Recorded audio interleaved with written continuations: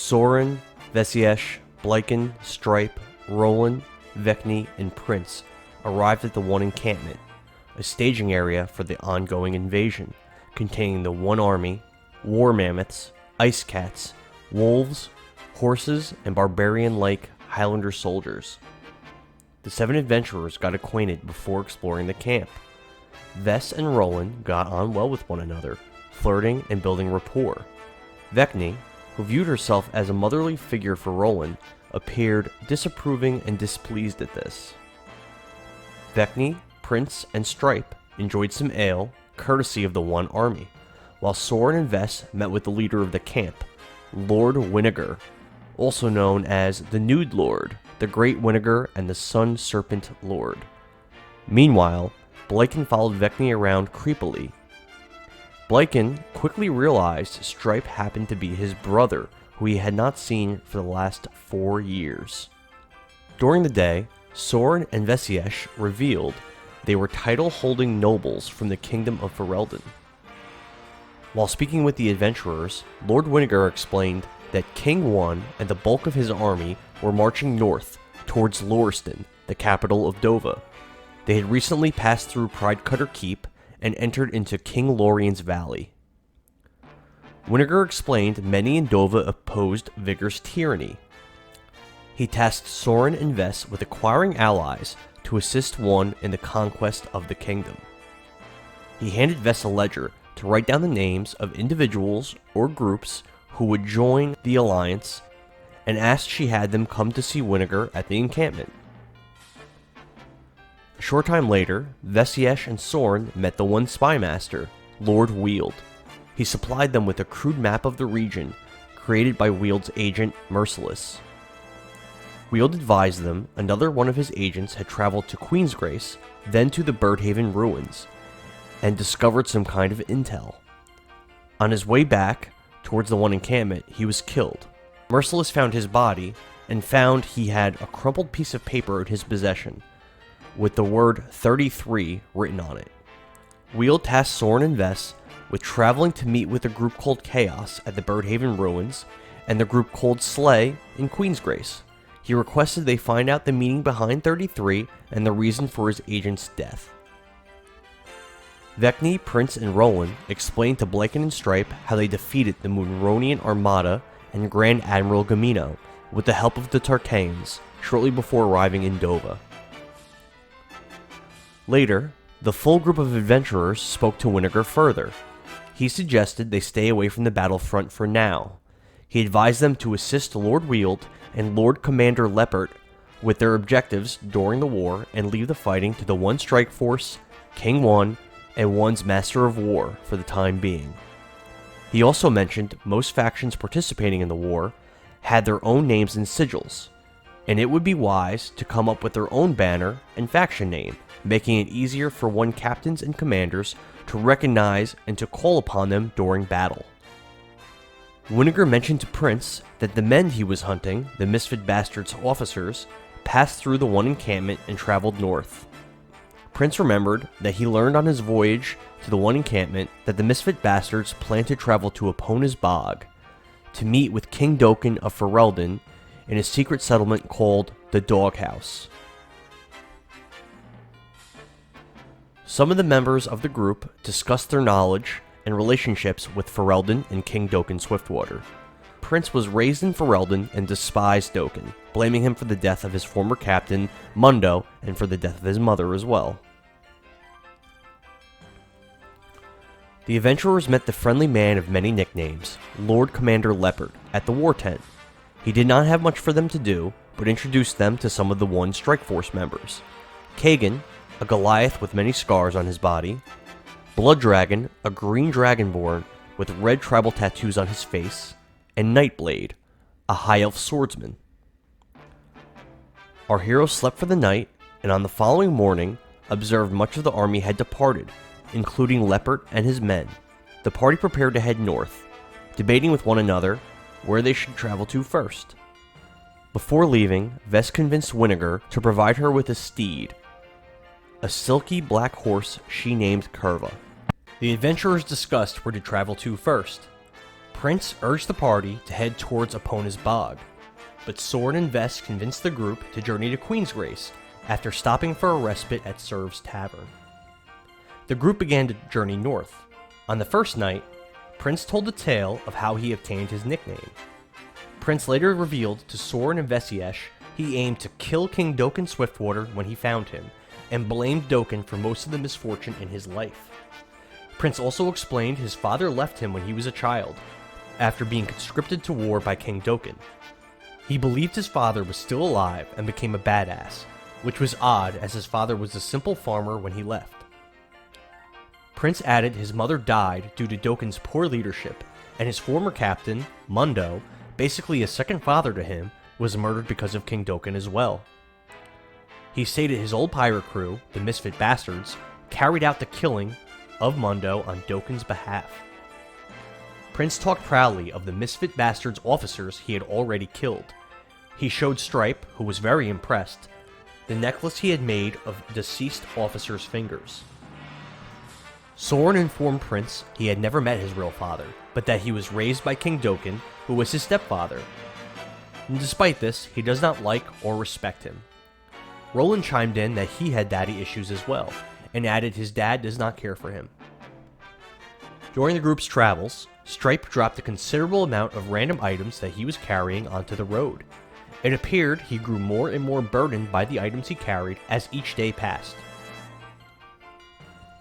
Upon arriving at Serv's Tavern, the adventurers heard a woman screaming inside. As Vecni and Prince entered the building, Stripe exhibited some strange behavior, inappropriately caressing and asking Prince to carry him into the tavern. Inside Serv's, the group observed a large group of Forte soldiers, Forte being the enforcement branch of Vigor, threatening a barkeep and beginning to assault a young girl, while a small group of bar patrons stood frightened against the far wall. Vesiesh used her magic to transform herself into Cliff, a fabricated old man, before anyone in the bar was able to notice her.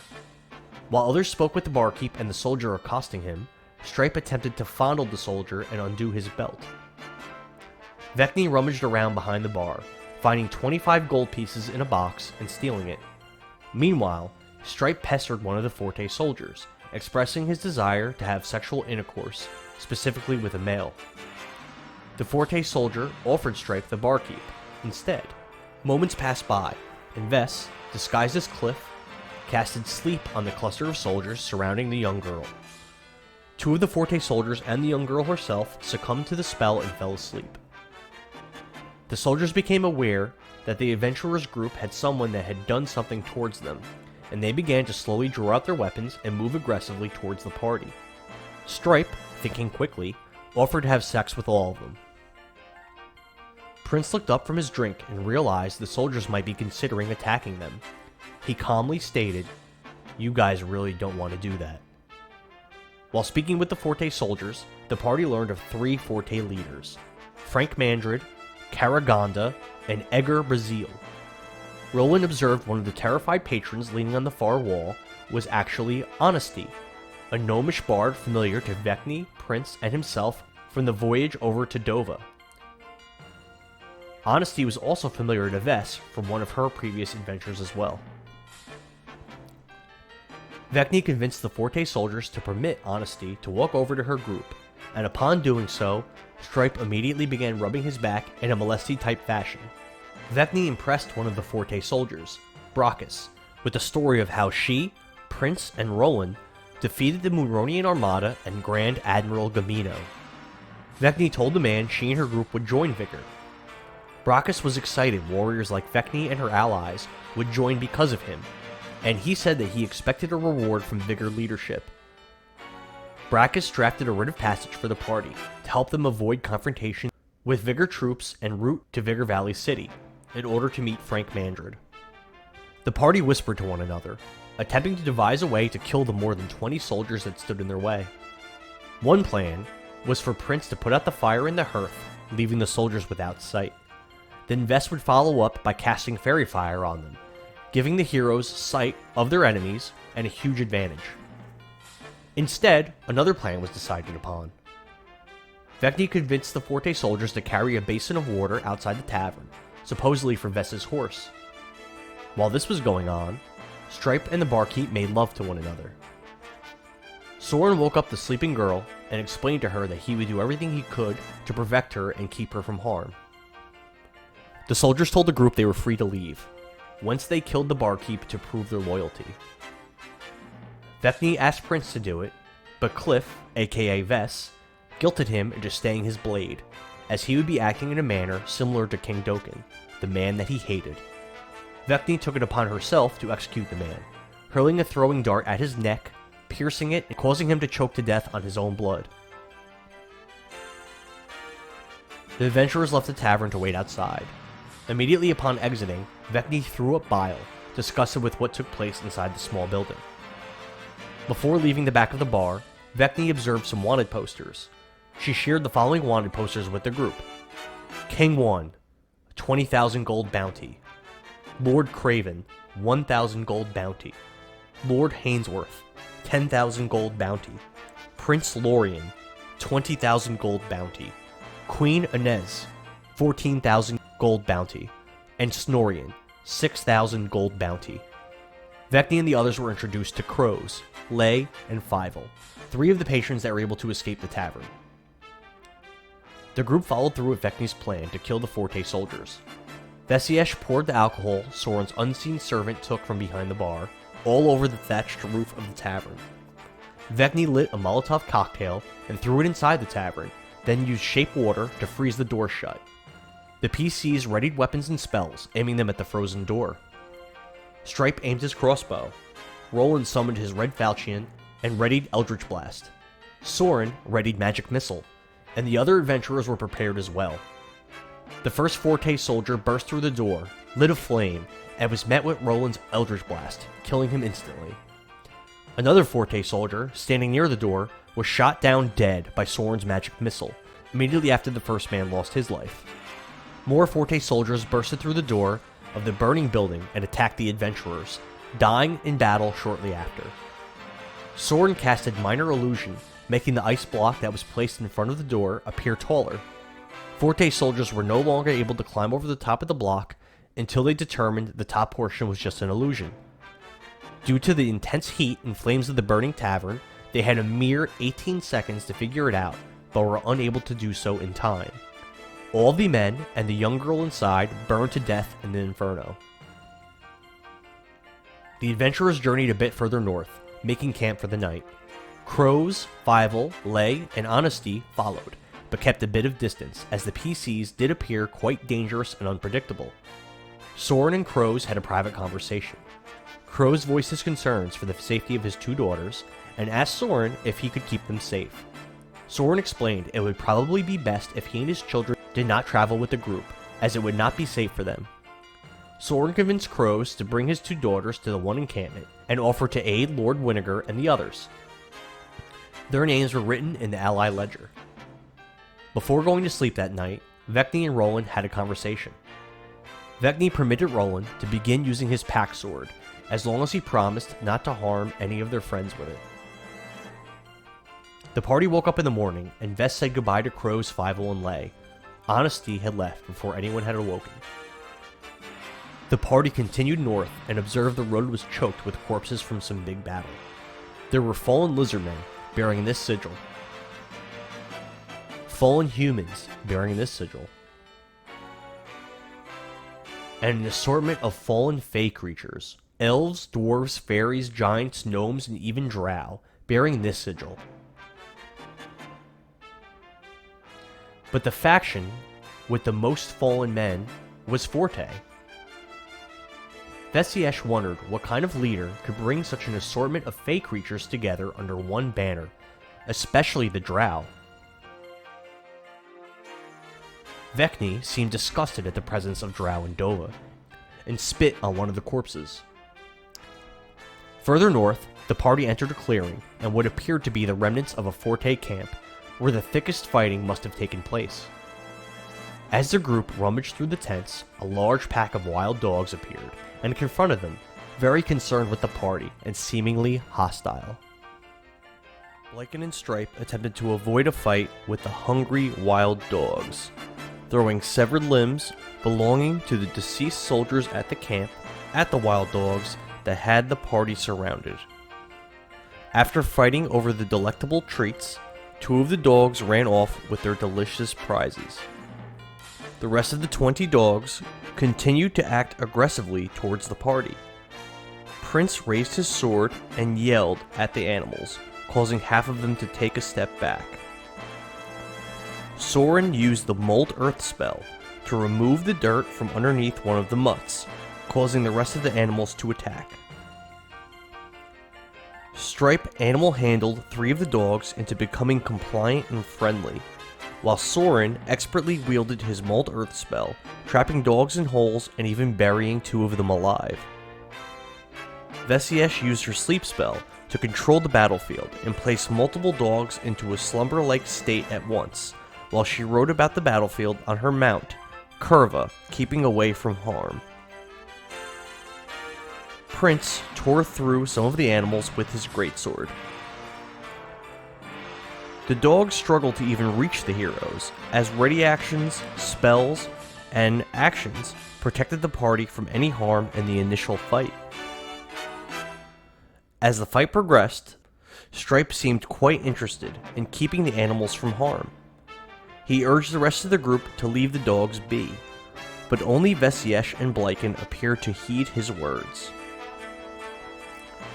Blyken used his quarterstaff and eldritch blasts to slay some of the beasts. He tried to attack some of them non-lethally as well, but struggled to keep them alive after landing blows. Blyken did manage to knock one of them out with an eldritch blast, but Prince stabbed it to death shortly after. After the battle was over, Blyken raced to save the dogs,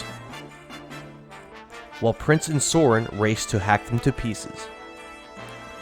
Blyken managed to tie one of them up and protected it, while Soren and Prince massacred the other 5 dogs. Stripe was saddened by the murders of the defenseless animals. Prince was covered with blood from the dogs he had killed.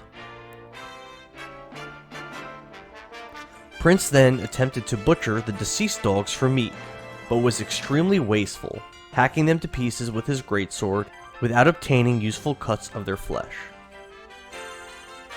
A small band of famished goblins arrived through the bushes, with 6 hungry dogs in tow. They began to rummage about some of the tents, looking for food and shiny, precious things. Stripe approached the goblins and had a brief conversation with them. He realized the creatures were hungry and just looking for food, so he handed them a ration, which one of them ate immediately. The goblins eventually made their way over to the clearing and got a look at Soren and Ves. Realizing they were fancy and probably possessed wealth, the goblins demanded shiny from the 2 nobles.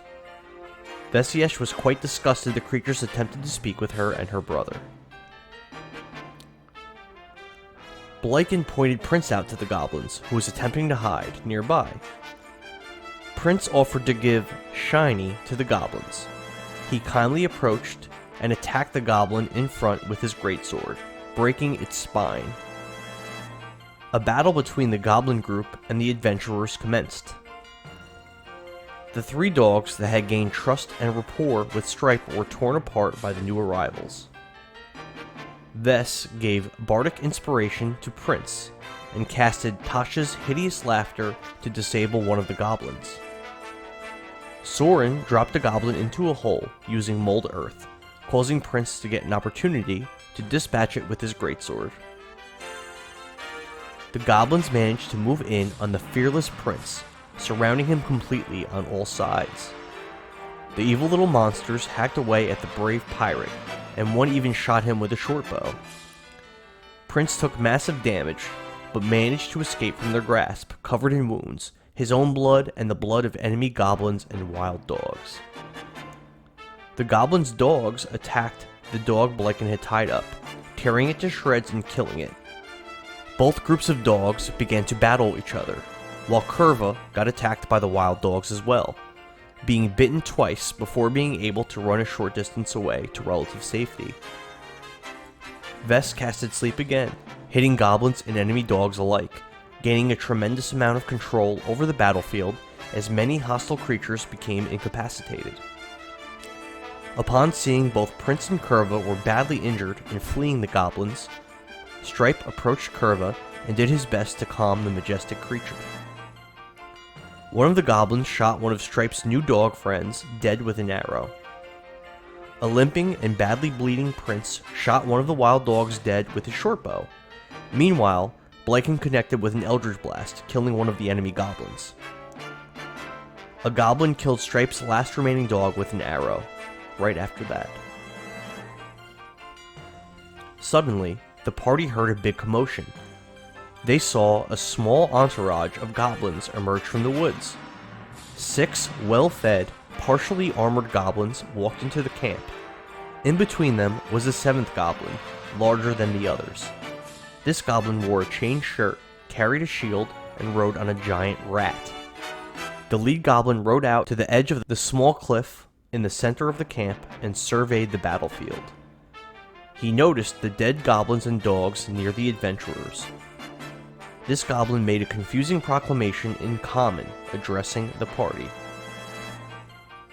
Before engaging with the new group of goblins, Soren buried another dog with dirt, using mold earth, suffocating the creature. Blyken, Stripe, Prince, and Soren utilized part of a broken wall as cover from the enemy goblins. Prince managed to fell another goblin with his bow. The goblin leader, who identified himself as Gonzar, expressed his displeasure with the adventurers' slaying of the other goblins. He rode his trusty rat mount over to the wall the party was using as cover and dismounted. Gonzar attacked Blyken, striking him twice with a sword and badly wounding the young warlock. Then he plunged into the murky stream nearby, poorly concealing himself. Prince maneuvered himself over to the area where Gonzar plunged into the murky water and stabbed down hard with his greatsword. He struck Gonzar and killed him with a single blow. Seeing their leader defeated, the remaining goblins fled, as did their dogs when they awakened from Vess's sleep spell. Gonzar's rat was extremely distraught, seemingly unwilling to leave its deceased master. Stripe had a heart-to-heart with the creature and convinced it to flee the battlefield.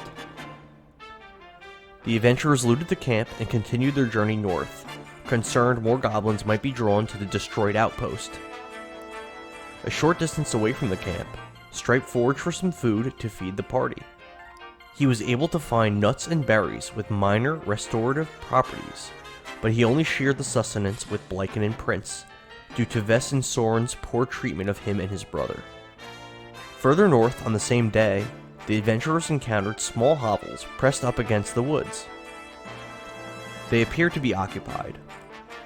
Inside one of the hovels, the party met Hagar and Jade, a middle-aged couple that lived there. Vess used disguise self and appeared elven to the couple.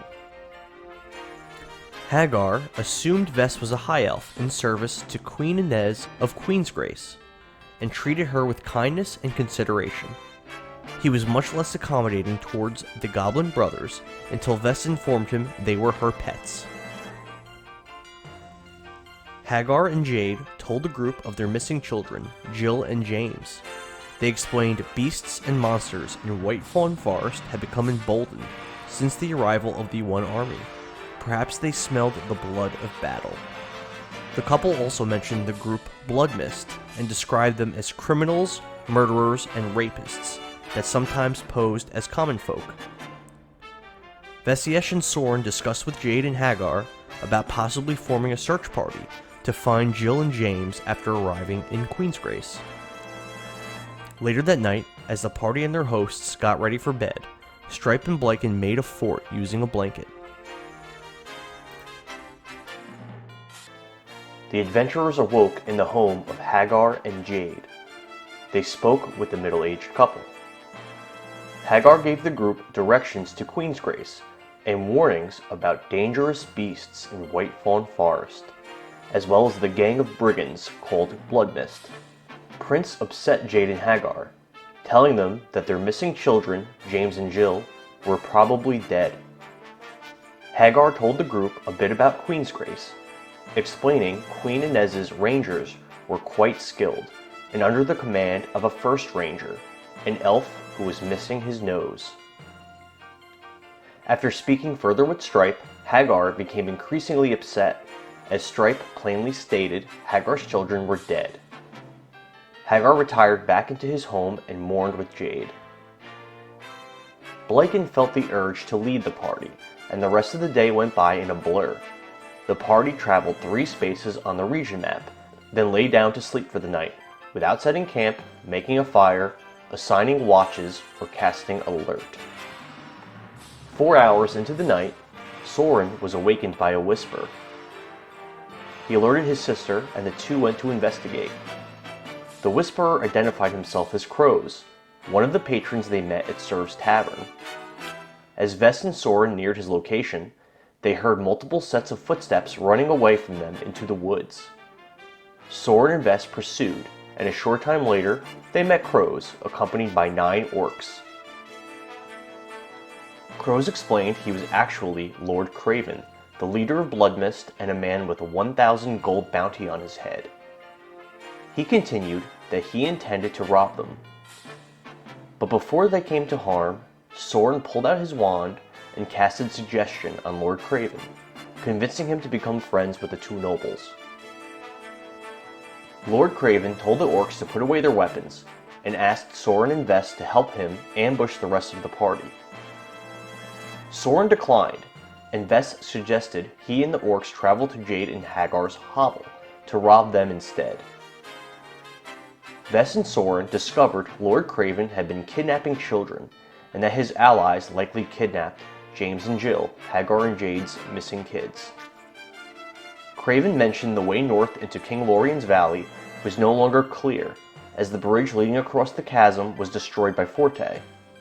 He explained there was a door leading to an underground labyrinth that crossed the chasm, but he did not know how to open it. Soren offered to open this door and to remove any wanted posters with Bloodmist members on them that he came across. Both groups then parted ways. Upon returning to the camp, Vess startled the rest of the adventurers awake by casting dancing lights and yelling for them to get up. The adventurers continued to travel towards Queensgrace. As they progressed, they came across a bottled-necked area of the path, choked with trees. Vesiesh casted Detect Thoughts and learned there were 4 hostile creatures nearby. The party was attacked by a small group of bugbears. The creatures attacked with morning stars and spears, some of them hid in trees, using cover and concealment. A short bit into the battle, more bugbears arrived, with a larger bugbear leader. Vess casted Sleep, taking one of them out of the fight, which was later killed by Roland with his falchion. Vecni dispatched of one of the creatures with her hand-to-hand combat skills, while Prince took a massive blow from the bugbear leader. Blyken used Healing Light on Prince to bring him back from the brink of death. Vesiesh casted Sleep again, causing one of the bugbears in a tall tree to fall asleep and tumble to the ground below. Roland pounced on the fallen creature and stabbed it with his falchion, but this was not enough to kill the beast. The bugbear was able to stand back up and circle to Roland's back, clubbing him to the ground with its morning star. Immediately after her ally went down, Vecni fired a Kensai shot at the creature, taking it out of the fight for good. Blyken casted Healing Light once again, this time on Roland, bringing him back up and back to the battle. During the fight, a red-haired woman wearing a green cloak over white and black armor, wielding a bow, arrived to assist the adventurers. Roland casted Whole Person on one of the bugbears, paralyzing it with the aid of Soren's Portent. The larger bugbear landed a massive blow on Blyken, taking him out of the fight. Roland and Prince suffered damage and fell in battle as well.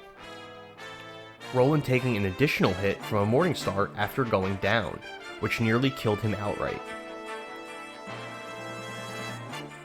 After having taken massive damage from Prince earlier in the fight, the larger bugbear finally fell dead, after suffering an arrow to the eyeball courtesy of Vecni Avumque. The battle raged on, and both sides became exhausted in the intense fight. Javelins were launched at the red-haired woman and Vecni appeared to fall in battle.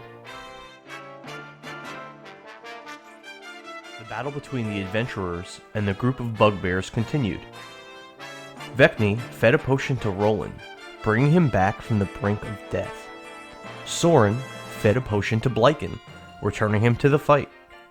And Roland stuffed berries and nuts into Prince's mouth, forcing him to chew and preventing him from meeting an untimely end. Prince woke up, his face covered in berry juice, and slid to the back of one of the enemy creatures, stabbing into its spine with his greatsword, killing the beast. One of the bugbears that was launching javelins from a tall tree descended and attempted to escape, running away from the battlefield. As the creature made its retreat, Roland fired an eldritch blast at it, the beam bursting through the back of the bugbear and exiting its chest. Prince chopped off the head of the last remaining bugbear, which was asleep due to Vess's sleep spell. Prince then fell to the ground, due to exhaustion and the wounds he suffered in the grueling battle. After the fight, the red-haired woman identified herself to the party as Merciless, one of Lord Wield's agents. She spoke to the party for a while about things going on in the Fringe, and then parted ways with them, after agreeing to keep a lookout for further ambushes. The adventurers continued north, where they came upon 3 small houses in the woods. The party searched one of the houses, and found it was ransacked with 2 dead gnomes inside.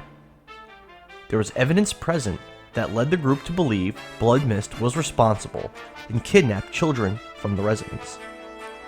While searching outside the home, a visibly upset Stripe came upon a single, small, pink sandal. Soren performed burials and a funeral service for dead gnomes discovered in the 3 houses that the adventurers explored. The group found some gold and items in the houses. Afterwards, they got to know one another a little better.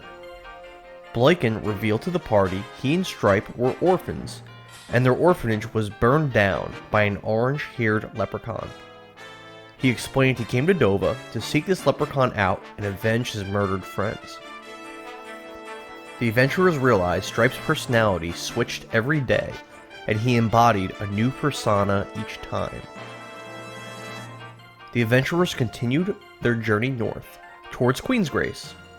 During their travels, Blyken realized he actually knew Roland's estranged father, Draven, as he stood in as a proctor during the Trial of Tears. Blyken and Stripe told Roland and the others a little about the trial that took place at their orphanage, Lost Treasures. The adventurers encountered the aftermath of a battle. Dead elven sleigh rangers, dead bugbears, and dead goblins laid on the battlefield. Blyken found a letter on one of the dead rangers, written by a KG, the first ranger of Sleigh. One of the rangers was wounded, but still alive and currently unconscious. Stripe unexpectedly, and without any warning, disemboweled the injured man.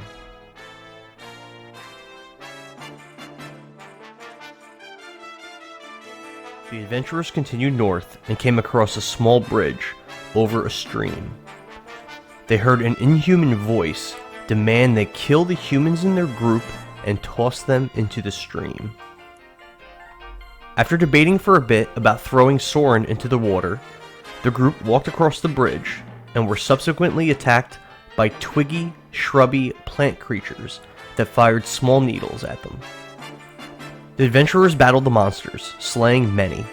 During the fight, Stripe displayed the ability to fire strange, lightning-enchanted crossbow bolts.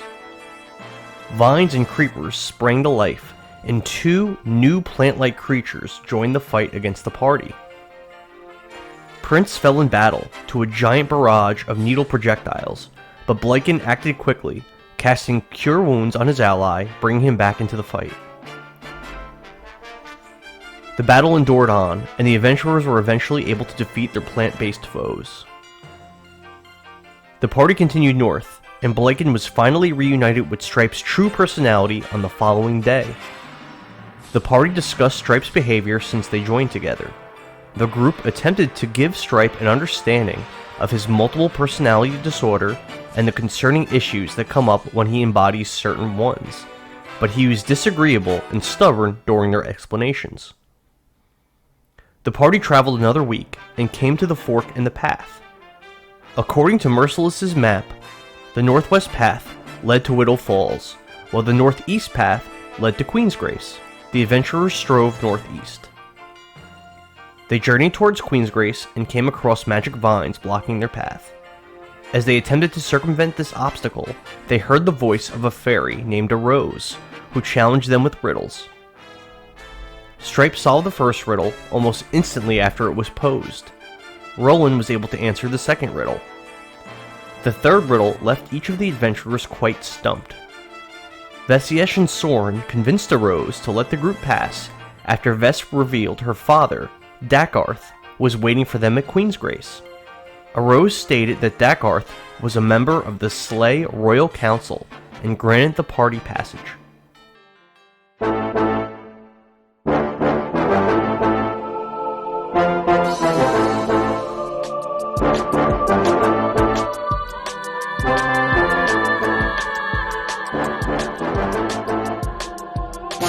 Thanks for watching this episode of Power Word Nerd. Be sure to follow us on all social media sites.